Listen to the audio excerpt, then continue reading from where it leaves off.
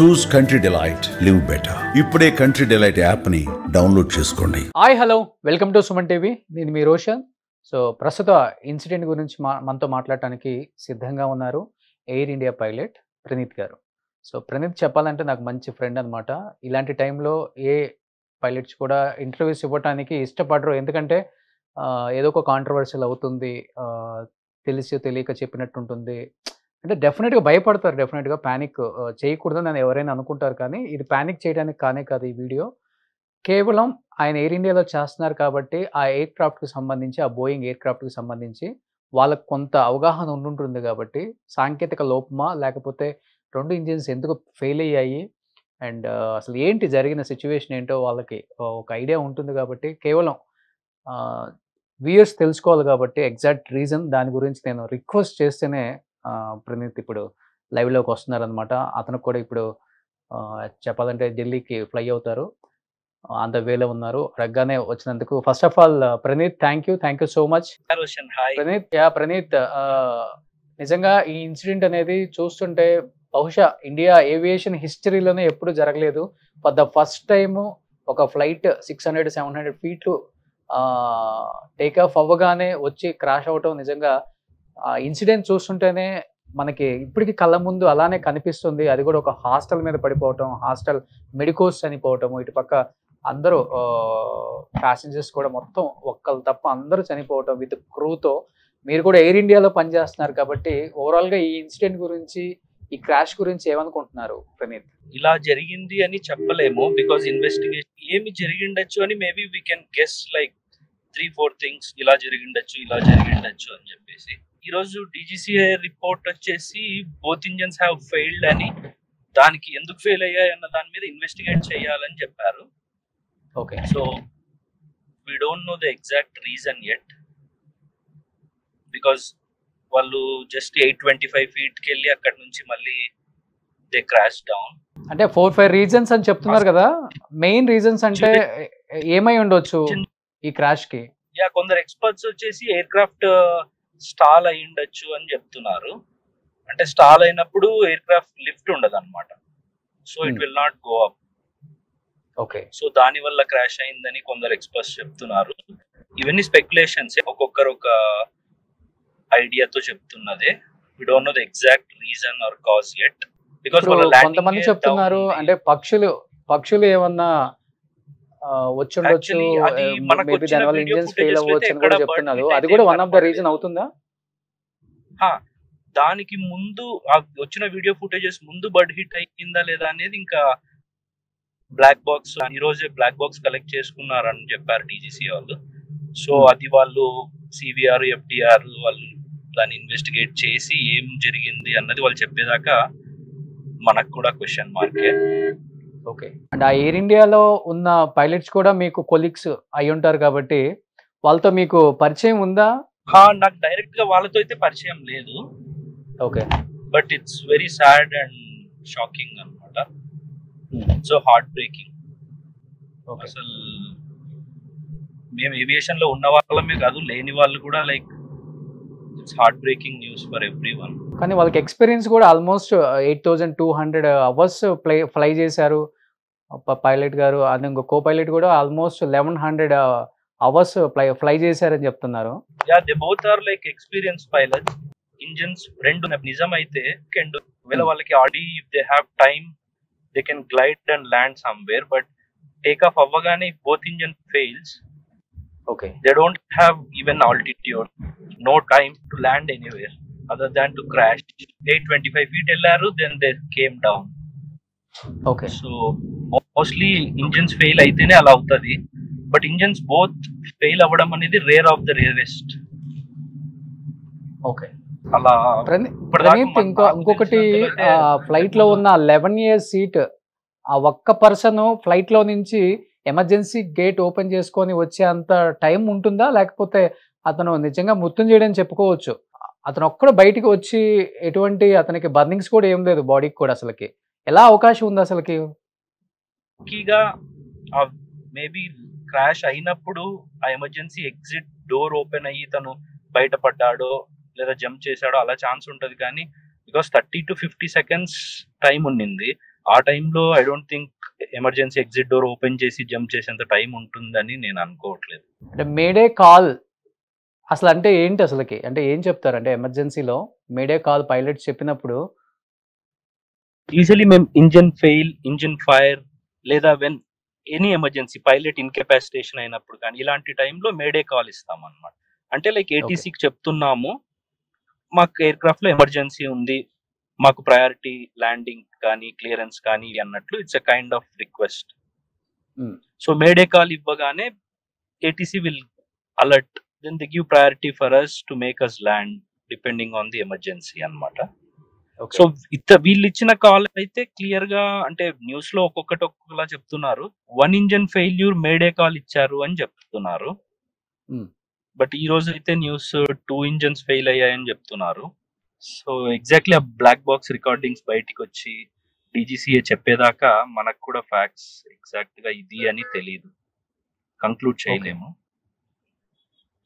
But May Day call అని pilot చెప్పినప్పుడు అక్కడ ఎమర్జెన్సీ ల్యాండింగ్ చేయడానికి అవకాశం లేదంటారా? లేకపోతే ఇప్పుడు సింగిల్ ఇంజన్ ఉంది అనుకోండి, 1 ఇంజన్ ఫెయిల్ అయింది, మేడే కాల్ ఇచ్చారు, ఇంకో ఇంజన్ ఉంది, 1 engine is enough, it's capable of flying the air craft. So వాళ్ళు బ్యాక్ వచ్చి ల్యాండ్ అయ్యే ఛాన్స్ ఉండేది. బట్ ఇక్కడ బోత్ ఇంజన్స్ ఫెయిల్ అయినప్పుడు ఇంకా they don't have, air craft don't have the power కదా, లిఫ్ట్ లేదు, so they will crash land. ఉన్నారు ఇదే ఎయిర్ క్రాఫ్ట్ కి బిఫోర్ కూడా కొన్ని ప్రాబ్లమ్స్ ఉన్నాయి. బిఫోర్ డిసెంబర్ లో కూడా ఒకసారి పొగలు వచ్చాయని చెప్పారు, ఒకసారి ప్యారిస్ నుంచి వచ్చేటప్పుడు షార్జాలో కూడా ఎమర్జెన్సీ ల్యాండింగ్ అయిందని చెప్పారు.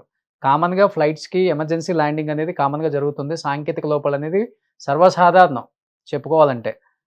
అలాంటిది ఈ ఎయిర్ క్రాఫ్ట్ గురించి ఇప్పుడు క్రాష్ అయిన తర్వాత ఎక్కువ వినాల్సి వస్తుంది. సో మీరు ఎయిర్ ఇండియాలో ఉన్నారు కాబట్టి కామన్ గా ఇలాంటి ప్రాబ్లమ్స్ వల్ల క్రాష్ అయ్యే అవకాశాలు ఉంటాయి అసలుకి?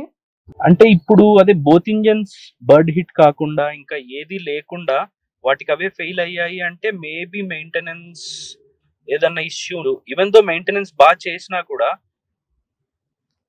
It might be a bad day also, you never know, anything can happen. So maintenance బాగా చేసిండొచ్చు, the aircraft is flying, అది అప్పుడే ఢిల్లీ నుంచి అహ్మదాబాద్ వచ్చింది, అప్పుడు ఏం ప్రాబ్లం లేదు. సో మెయింటెనెన్స్ చేసినా మనకు చెప్పలేం కదా, you never know what happens when. Okay. So snag అయితే టెక్నికల్ గా ఉంది అని నేను కూడా చూసాను. లాస్ట్ డిసెంబర్ లో కూడా ఏదో స్నాగ్ అయ్యి ఎయిర్ క్రాఫ్ట్ గ్రౌండ్ అయింది అన్నారు. దాని తర్వాత సీ చెక్ కూడా వెళ్ళి వచ్చింది అన్నారు. అంటే మెయింటెనెన్స్ లో ఉంటాయి అన్నమాట C check. I think they do for every 3000 flying hours. 3000 hours aircraft fly చేసిన తర్వాత సీ చెక్ చేస్తారు, maintenance thorough check of the whole aircraft. అది కూడా రీసెంట్ గా 6 months బ్యాక్ ఎప్పుడు అయ్యి వచ్చింది అబుదాబిలో అని చెప్తున్నారు. సో ప్రణీత్, ఏ ఫ్లైట్ అయినా టేక్ ఆఫ్ అయ్యేటప్పుడు మినిమం ఒక 1/2 hour స్టార్ట్ చేసి ఉంటుంది ఇంజిన్, కాబట్టి డెఫినెట్ గా ఇంజనీర్స్ చెక్ చేసుకుంటారు దాంట్లో ఎంత వైబ్రేట్ అవుతుంది, ఎంత టెంపరేచర్ ఉంది, అసలుకి ఇంజిన్ కెపాసిటీ అన్ని రకాలుగా చెక్ చేసుకున్న తర్వాతే టేక్ ఆఫ్ కి సిగ్నల్ ఇస్తారు. అలాంటిది ఇక్కడ ఎక్కడ అంటే టేక్ ఆఫ్ అయినా మీరు అన్నట్లుగానే ఒక 45-50 సెకండ్స్కే క్రాష్ అయింది కాబట్టి ఈ చెక్కింగ్ అనేది తరోగా జరిగిందంటారా? లేకపోతే ఒకవేళ జరిగినా అప్పుడు ఏం ప్రాబ్లం లేకపోయినా కానీ టేక్ ఆఫ్ అయిన తర్వాత ఇలాంటి ప్రాబ్లమ్స్ వచ్చే అవకాశం ఉందంటారా? చెక్ చేయకుండా ఎవరు వెళ్ళరు, బికాజ్ మీరు అన్నట్టు మనం ఇంజన్స్ బోత్ స్టార్ట్ చేసి టాక్సీ చేస్తారు, రన్వే మీదకి వచ్చిన తర్వాత they will give full power, మేము రీచ్ అవ్వాల్సిన స్పీడ్స్ రీచ్ అవుతూ వస్తాయి, అవి అవ్వకుంటే రన్వే మీదనే టేక్ ఆఫ్ రిజెక్ట్ చేస్తారు. అది చెయ్యకుండా వాళ్ళు ఇంజన్స్ బాగున్నాయి కాబట్టి దే కంటిన్యూడ్. టేక్ ఆఫ్ అయిన తర్వాత ఇంజన్స్ ఫెయిల్ అయితే అవి both engines, no one can do anything కదా. ఓకే, ఎవరు ఏం చేయలేము. ఫస్ట్ టైం కదా ఇలా 2 ఇంజన్స్ ఒకేసారి. ఇది second time as per my knowledge. ఇంతకు ముందు హడ్సన్ రివర్ లో యుఎస్ లో జరిగింది కదా, అప్పుడు బర్డ్ హిట్స్ అయ్యాయి అన్నమాట. అప్పుడు బోత్ ఇంజన్స్ కి బర్డ్ హిట్ అయ్యి బోత్ ఇంజన్స్ ఫెయిల్ అయ్యాయి. ఇక్కడ బోత్ ఇంజన్స్ ఫెయిల్ అయ్యాయి అంటున్నారు కానీ బర్డ్ హిట్ అనేది ఇంకా కన్ఫర్మ్ చేయట్లేదు. సో బర్డ్ హిట్ వల్ల అయ్యాయా, టెక్నికల్ గా నిజంగానే టైం బ్యాడ్ అయ్యి 2 ఇంజన్స్ ఒకేసారి ఫెయిల్ అయ్యాయా, ఈ రేరెస్ట్ ఆఫ్ రేర్ ఇన్సిడెంట్ అలా అయ్యింటే ఇంకా మనం ఏం చేయలేము. ఓకే, కానీ ఒక ఇంజిన్ ఫెయిల్ అయ్యి ఒక ఇంజిన్ మంచిగా ఉన్నా కానీ సో టేక్ ఆఫ్ అయినా ల్యాండింగ్ వరకు ఒక ఇంజిన్ కెపాసిటీతో వెళ్ళొచ్చు. Yeah 1 engine is enough. Aircraft is designed in such a way ఒక ఇంజన్ తో it will continue to climb. Hmm. You can go and level up at 4,000, 5,000, whatever feet. Then you can come back and land. మళ్ళీ వచ్చి single engine తోనే fly చేసుకుంటూ వచ్చి land అవ్వచ్చు, ఏ problem ఉండదు అనమాట. It is designed in such a way. But okay ఇప్పుడు single engine అయ్యిందని నిన్న అన్నారు, ఈ రోజు ఏమో బోత్ ఇంజన్స్ ఫెయిల్డ్ అంటున్నారు. So let's wait and see what DGCA says about the investigation. So కేవలం 2 ఇంజిన్స్ ఎందుకు ఫెయిల్ అయ్యాయి కూడా రావాలి నివేదిక అనేది కూడా అసలు నిజంగా బాట్ హిట్. ఇంకా యుఎస్ నుంచి కూడా NTSB అని చెప్పేసి, అది US FAA వాళ్ళది సేఫ్టీ బోర్డు, వాళ్ళు కూడా వచ్చి ఇన్వెస్టిగేట్ చేస్తారు అని చెప్తున్నారు. ఓకే చూడాలి మరి. అండ్ ప్రణీత్, ఇంకొకటి ఫీల్డ్ ట్యాంక్ కెపాసిటీ ఎంత ఉంటుంది? ఎందుకంటే 9 hours ఫ్లై ఉంటుంది, ఒక 3-4 hours ఎక్స్ట్రా కూడా ఫ్యూయల్ పెట్టుకుంటారు అని చెప్తున్నారు. లాంగ్ హాల్ ఫ్లైట్ కదా, యూజువల్లీ మేము డెస్టినేషన్ ఫ్యూయల్, డెస్టినేషన్ నుంచి ఇన్ కేస్ డైవర్ట్ అయితే ఆ డైవర్ట్ ఎయిర్పోర్ట్ కి ఫ్యూయల్, ఇంకా కంటింజెన్సీ ఫ్యూయల్ అని చెప్పేసి హోల్డింగ్ ఫ్యూయల్ ఒక 30 minutes, ఇవన్నీ క్యాల్కులేట్ చేసుకుని ఆ ఫ్యూయల్ అంతా క్యారీ చేస్తాం అనమాట. ఓకే. సో వీళ్ళు నేను చూసినంతలో న్యూస్ లో అండ్ రిపోర్ట్స్ లో 1 lakh kgs పైనే they have the fuel in they. 1.12 అని చెప్తున్నారు. 1 lakh ప్లస్ అని విన్నాను. ఓకే. సో ఫ్యూయల్ కూడా ఎక్కువ ఉండటం, క్రాష్ అవటం వల్ల ఎక్కువ బ్లాస్టింగ్ జరిగింది అసలు అది. కరెక్ట్. ఇప్పుడు లాంగ్ హాల్ ఫ్లైట్ కదా, డొమెస్టిక్ ఫ్లైట్ అంటే they will carry maybe less fuel compare to long hall flights. మనకి ఇక్కడ నుంచి Ahmedabad to London long flight, they will be carrying more fuel. Take off అవ్వగానే అయింది కాబట్టి ఉన్న ఫ్యూయల్ మొత్తం ఈజీగా ఇగ్నైట్ అయిపోయి ఎవ్రీవన్ గాట్ బర్న్డ్. నిజంగా చెప్పాలంటే చాలా మందికి పానిక్ సిచ్యువేషన్ అని చెప్పుకోవచ్చు. ఇప్పుడు ఫ్లై చేయాలా మనం, అవసరమా అనుకుంటారు చాలా మంది ప్రయాణికులు కూడా. అండ్ మీరు కూడా ఎయిర్ ఇండియాలో చేస్తున్నారు, ప్రతి ఫ్యామిలీలో ఇది ఉంటుంది, జాగ్రత్త అని చెప్పి వెళ్తారు పైలట్స్కి. ఎస్పెషల్లీ ఎప్పుడు ఏమవుతుందో చెప్పలేము లైఫ్లో. But for the first time ఇలా జరగటం, ఈ ఇన్సిడెంట్ చూస్తుంటేనే నిజంగా నిన్నటి నుంచి ఎవరికి కూడా ప్రపంచం అంతా ఇటువైపు చూస్తుంది. ఏంటి ఇలా ఇంత భారీ ఇన్సిడెంట్ ఒక్కసారిగా. నేను ఇంతకు ముందు కూడా చెప్పాను, like it's like flying is the safest mode of transportation compared to road or by see.